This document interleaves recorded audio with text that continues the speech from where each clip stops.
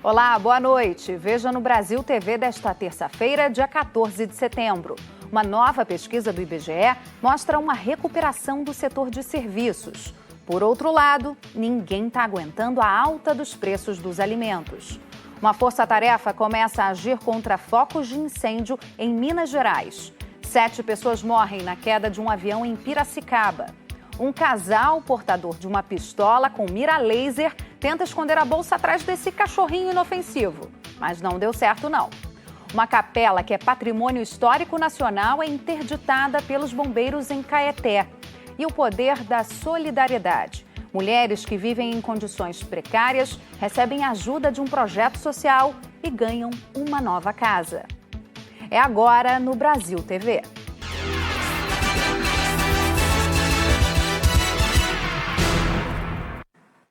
O IBGE divulgou hoje um novo levantamento sobre o desempenho do setor de serviços na economia brasileira. Com a vacinação, as pessoas começam aos poucos a retomar algumas atividades e isso se reflete numa melhora no setor, que foi o mais afetado pela pandemia. A vista para o mar é um verdadeiro convite para curtir uma cidade como o Rio de Janeiro. E não é só a praia e o sol que estão dando um refresco para o turismo. A combinação agora inclui também a vacina. De acordo com especialistas, o retorno das atividades presenciais e o maior número de pessoas vacinadas estão ajudando na retomada do setor de serviços, refletida na pesquisa do IBGE, divulgada hoje. O volume de serviços prestados em julho cresceu 1,1%, comparado com junho, quarto aumento seguido. Em 12 meses, o setor acumula alta de 2,9%. O setor está 3,9% acima do nível pré-pandemia, em fevereiro de 2020, e alcançou em julho o patamar mais elevado desde março de 2016. O resultado foi puxado principalmente pelos serviços prestados às famílias, que cresceram 3,8%. Mas, mesmo com o avanço no 7º mês do ano, os serviços prestados às famílias ainda operam 23,2% abaixo do que registrado em fevereiro de 2020. É a única das 5 atividades pesquisadas que ainda não superou o nível pré-pandemia. O destaque nos serviços prestados às famílias foi o desempenho dos hotéis, restaurantes, serviços de buffet e parques temáticos, que costumam crescer em julho, mês de férias escolares. O setor de serviços tem um grande peso no desempenho da economia porque é o que mais contrata. Os números de hoje mostram a evolução desse setor que tanto sofreu com as restrições da pandemia. Com a vacinação, os brasileiros estão retomando aos poucos algumas atividades, como as viagens. Neste hotel, em Copacabana, o número de hóspedes aumentou de julho para cá. A ocupação cresceu 20%. E agora, nos meses de agosto e setembro, a gente tem visto que gradativamente com a vacinação, nós temos recuperado a nossa ocupação em nosso hotel. A gente já recontratou 20% a mais do que nós tínhamos em julho. E os nossos planos é continuar recontratando. E quem costuma ir ao mercado percebe logo a alta no preço dos alimentos. Em Salvador, a cesta básica, que custava R$ 418 em agosto do ano passado, está saindo por R$ 60 a mais. Essa inflação está obrigando os consumidores a mudar os planos na hora das compras. Eu venho com a lista, mas olhando que é mais barato, algumas coisas eu levo, outras não levo, senão não dá para conviver. Ir ao mercado é conviver com a difícil tarefa de refazer os planos a cada corredor. Um exemplo da alta dos alimentos pode ser visto na comparação do valor da cesta básica aqui em Salvador. Em agosto do ano passado, o consumidor gastava pouco mais de R$ 418 para fazer a compra. Agora, a cesta está R$ 66 mais cara. O que a gente comprava para mais ou menos 15 dias, hoje dura 4, 5 dias. Parte desse aumento se explica pelo crescimento da exportação de vários produtos da cesta básica, o que diminui a oferta por aqui. Os grãos não foi diferente. Os grãos sofreram 2 aspectos. O aspecto do câmbio, porque a exportação, por exemplo, de arroz e outros tipos de grãos foram muito fortes no início da pandemia, mas também pela questão da entre-safra. Nós vínhamos num processo de pandemia, de fechamento da toda a atividade econômica, diminuição forte do consumo, depois você começa a retomar o processo econômico. Então essa retomada do processo econômico vai de fato gerar uma demanda por produtos e que acaba, por força da oferta e demanda, também contribuindo um pouco com o aumento de preço. 7 pessoas morreram na queda de um avião hoje de manhã em Piracicaba. 5 eram da mesma família. A queda foi logo depois da decolagem numa área verde ao lado do aeroporto.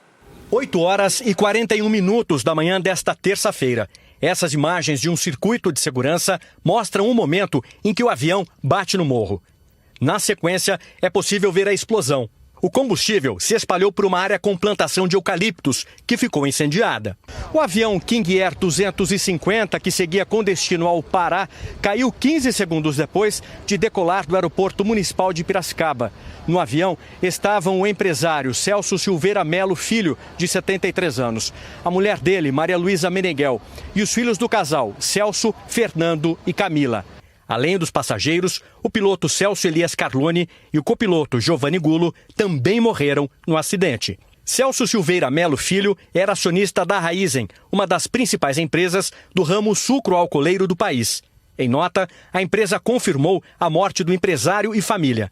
Celso era acionista, irmão do presidente do Conselho de Administração da companhia, Rubens Ometo Silveira Melo. A área em torno ao acidente foi isolada. Tentando fazer o combate às chamas, preservando o máximo de evidências para que os órgãos de investigação de acidentes aéreos possam ter material para descobrir quais foram as causas desse infeliz acidente. Uma equipe do Centro de Investigação e Prevenção de Acidentes Aeronáuticos da Força Aérea Brasileira esteve no local e vai investigar a causa do acidente. Acidente grave também na rodovia Presidente Dutra, em São José dos Campos. 6 pessoas morreram e 8 ficaram feridas. O acidente, hoje de manhã, envolveu 2 carros, um ônibus e um caminhão. Os 2 carros e o ônibus pegaram fogo. Os 6 mortos estavam num dos carros e, segundo a Polícia Rodoviária Federal, eram presos que tinham recebido o benefício da saída temporária da cadeia. O ônibus era fretado e também transportava presidiários com destino à cidade de São Paulo. 8 pessoas ficaram feridas sem gravidade e foram atendidas no hospital de Caçapava. Tempo seco aumenta o risco de queimadas em várias partes do país. Em Minas Gerais, desde janeiro, houve mais de 6.500 focos de incêndio em áreas verdes, quase 60% a mais que no mesmo período do ano passado. Segundo as autoridades, 95% deles tiveram origem criminosa. Uma força-tarefa começou a atuar em unidades de conservação para tentar prevenir e combater as queimadas. Brigadistas se arriscaram nessa reserva ambiental na Grande BH para combater as labaredas que se alastraram rapidamente entre as árvores. A gente vai permanecer aqui, tem muita fumaça, muito foco aí dentro da mata ainda. O fogo sem controle se espalha por todo o estado e já matou 4 pessoas desde o início do período seco. Em Tuiutaba, no Triângulo Mineiro, 16 trabalhadores foram surpreendidos num canavial. 2 morreram. No sul de Minas, em Andradas, um homem morreu ao tentar apagar o fogo num terreno. O mesmo ocorreu com um idoso de 91 anos no Cerro, no Vale do Jequitinhonha. O governo do estado anunciou a criação de uma força-tarefa para tentar controlar esses focos e para aumentar a fiscalização em reservas ambientais. 500 bombeiros recém-formados já vão entrar em combate. E se não tivermos aí uma estagnação nesse número de incêndios por uma chuva, por exemplo, nós vamos ultrapassar a máxima histórica de atendimentos por parte do Corpo de Bombeiros. No Paraná, os órgãos ambientais monitoram focos de incêndio no Parque Nacional de Ilha Grande. O cenário na reserva é de devastação e muitos animais morreram. Para fugir do fogo em Ilha Grande, esse cervo teve que atravessar o rio Paraná. Mas esses porcos do mato não tiveram a mesma sorte.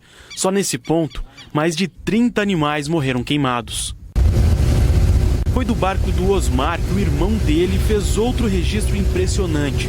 Pássaros que, ao fugir do fogo, caíam aos montes na água. Aí eles foram surpreendidos por essa fumaça, ficaram intoxicados e foram para a água, caíram na água e dali poucos vão conseguir se salvar.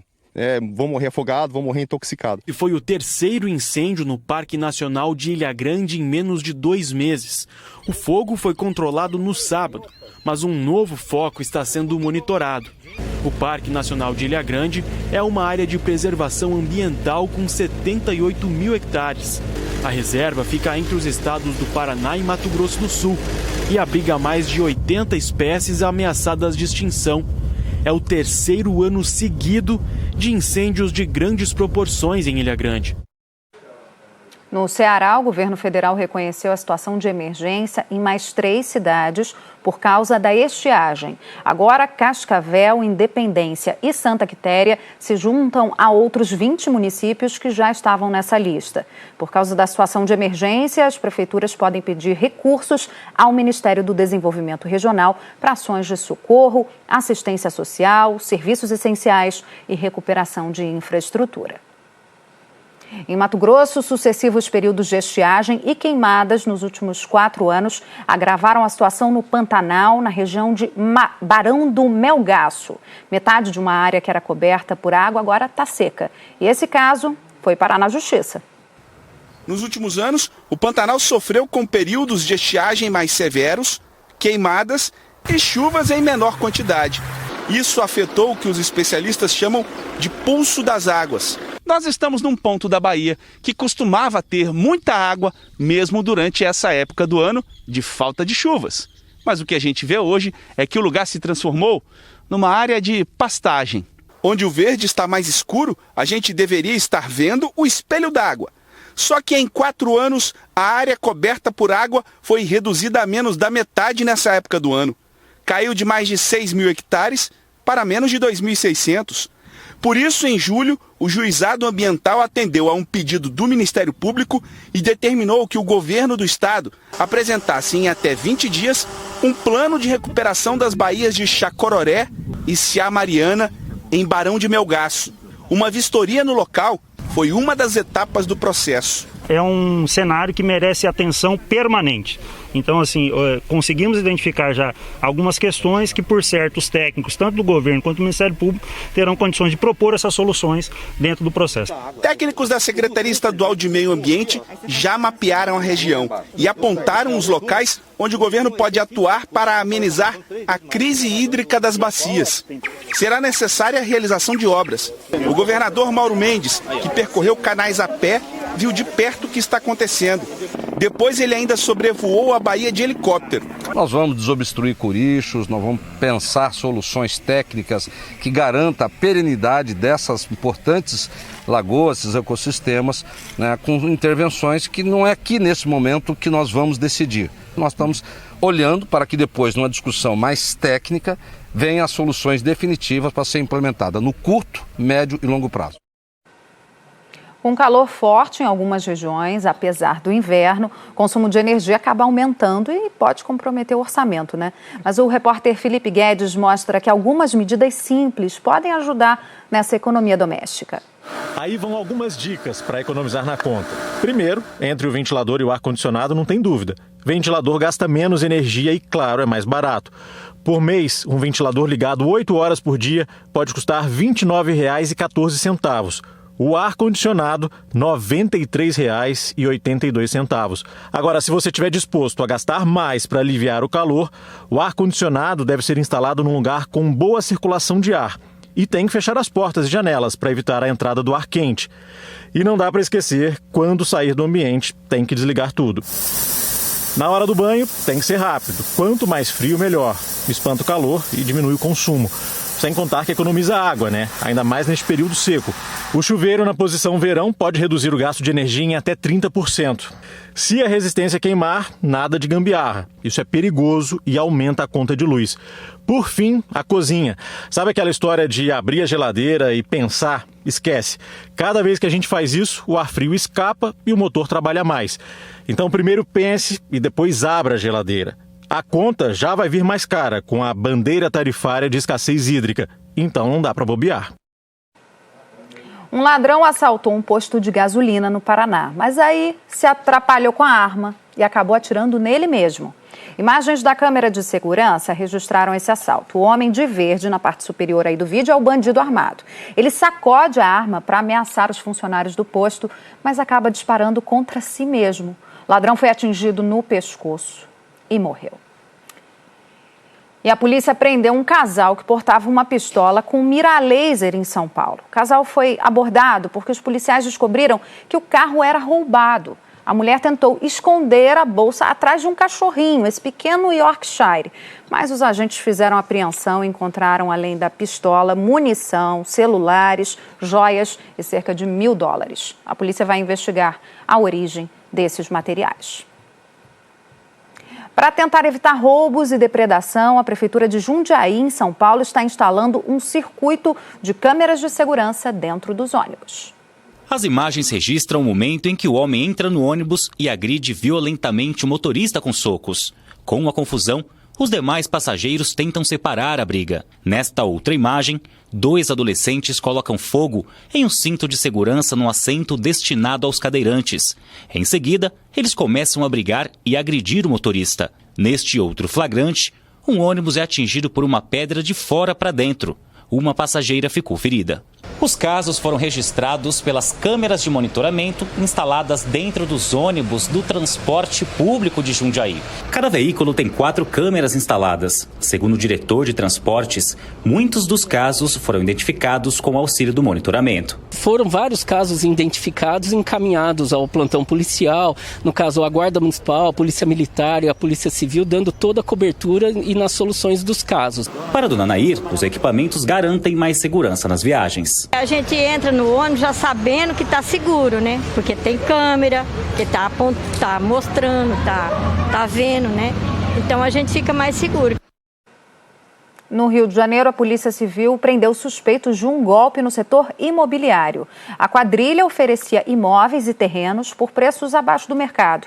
Mas, segundo as investigações, esse negócio era uma farsa. A foto com a chave na mão é sempre algo que mexe com as pessoas. Mas, segundo a polícia, essas imagens são só pose. O escritório tinha recepção, sala de espera e muitas promessas. Imóvel escriturado, pagamento à vista, adeus aluguel. Os preços abaixo do mercado eram a isca perfeita para quem sonhava com a casa própria. No cartão de visita, a Caixa Forte Soluções Imobiliárias prometia parcelamento da entrada, dispensa de consulta ao SPC e Serasa, taxas reduzidas e correção anual pelo menor índice. Tudo muito fácil. Mas depois que a pessoa desembolsava o primeiro valor, a coisa mudava de figura. Segundo a polícia, só em um dos casos, a cliente deu R$7 mil de entrada para um terreno de 200 mil.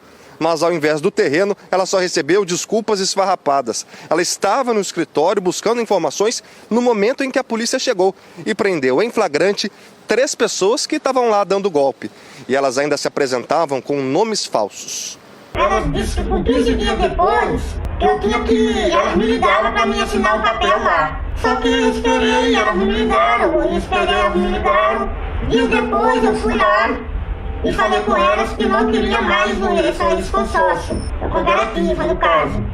E elas falaram que eu não teria como desfazer. Tudo era irregular. Até o nome que as pessoas utilizavam para se apresentar era um nome fictício. Nem o nome próprio elas utilizavam. Tudo era fraudulento. O financiamento não existia. O que eles faziam ali era tentar captar o valor da entrada do financiamento do imóvel e era daquilo ali que eles iam sobrevivendo. O escritório funcionava na estrada do Portela, em Madureira. A operação foi da delegacia de Brás de Pina, onde algumas vítimas registraram a ocorrência. Fiquei nervosa porque eu tinha dado esse dinheiro todo, precisando desse dinheiro para fazer outra coisa e dei para elas. Agora nós estamos tentando identificar outras vítimas que tenham caído nesse golpe e um alerta para as vítimas é que procurem, na hora de adquirir um imóvel, instituições com alguma credibilidade. Ou uma imobiliária já conhecida no seu bairro, ou procura o gerente da sua agência bancária, mas desconfie quando a oferta de financiamento for muito facilitada e quando o preço estiver abaixo do preço de mercado. Nós entramos em contato com a Caixa Forte Soluções Imobiliárias, mas ninguém nos atendeu. Agora a gente vai para o intervalo rapidinho e na volta você vai ver. Um patrimônio da história do Brasil precisa de reforma urgente. Bombeiros interditaram a Capela de Nossa Senhora do Rosário, em Minas Gerais. E o alívio de uma família que recebeu ajuda para construir uma nova casa. A antiga estava tão precária que não deu nem para reformar. Você vai conhecer esse projeto social daqui a pouquinho.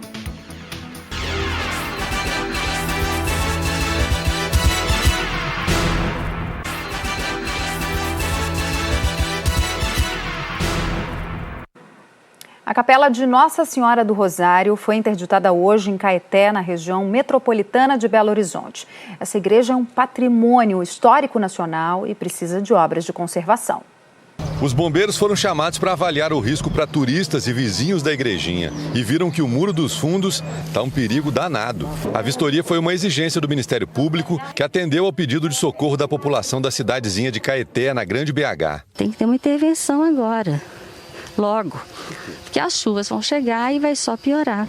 O pátio da Capela de Nossa Senhora do Rosário, de 1703, está afundando. O muro lateral já caiu e os moradores reclamam da demora do IPHAN em acudir esse tesouro. O grau de relevância dela é muito grande para ter essa dificuldade de ter um retorno, uma resposta, uma aprovação de um projeto que já está feito, já foi planejado, né? Além da falta de sistema de combate a incêndio, o único extintor encontrado no prédio estava vencido. Por precaução, a capela foi interditada. A conclusão que nós chegamos aqui é risco iminente de incêndio e pânico, né, sendo autorizado a intervenção para manutenção, né, e correção das irregularidades constatadas aqui hoje.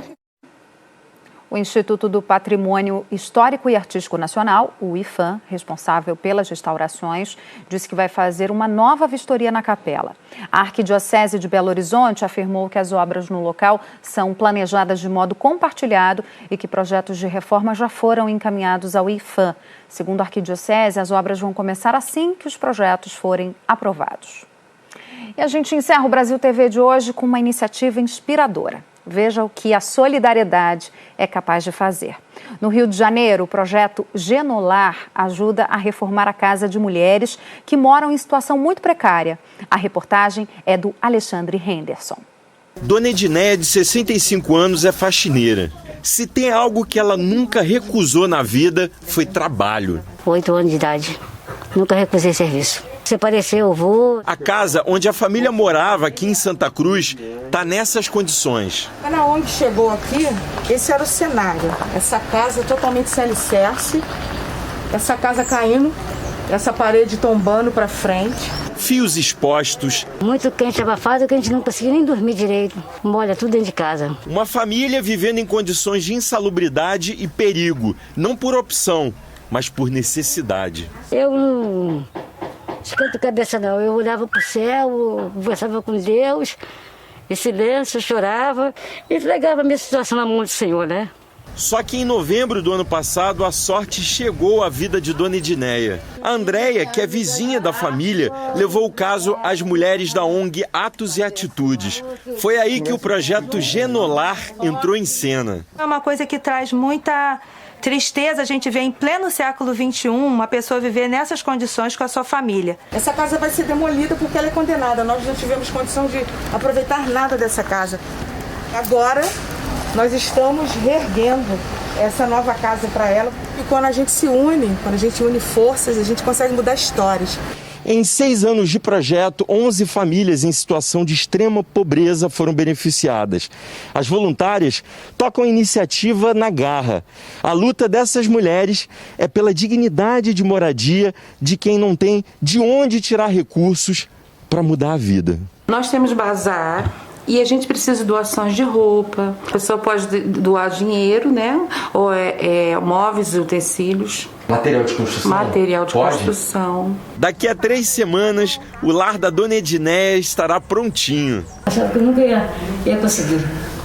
Mas graças a Deus, pela misericórdia de Deus, e as meninas me ajudando, e eu consegui. O piso já foi colocado, a cozinha, um sonho que agora é realidade. Eu achava que quando eu ia morrer, eu não ia conseguir usar as coisas que eu ganhei. E esse armário que eu comprei há 10 anos, guardado. Quando a gente entra numa casa, a esperança de ver a esperança da pessoa de receber uma vida melhor, isso move o nosso coração. Você pode fazer a diferença na vida das outras pessoas e se te acredita nisso. Eu posso fazer, você pode fazer, qualquer um pode fazer. Transformador, né? E com essa injeção de esperança, o Brasil TV fica por aqui. Muito obrigada pela sua companhia. Ótima noite para você. Até mais.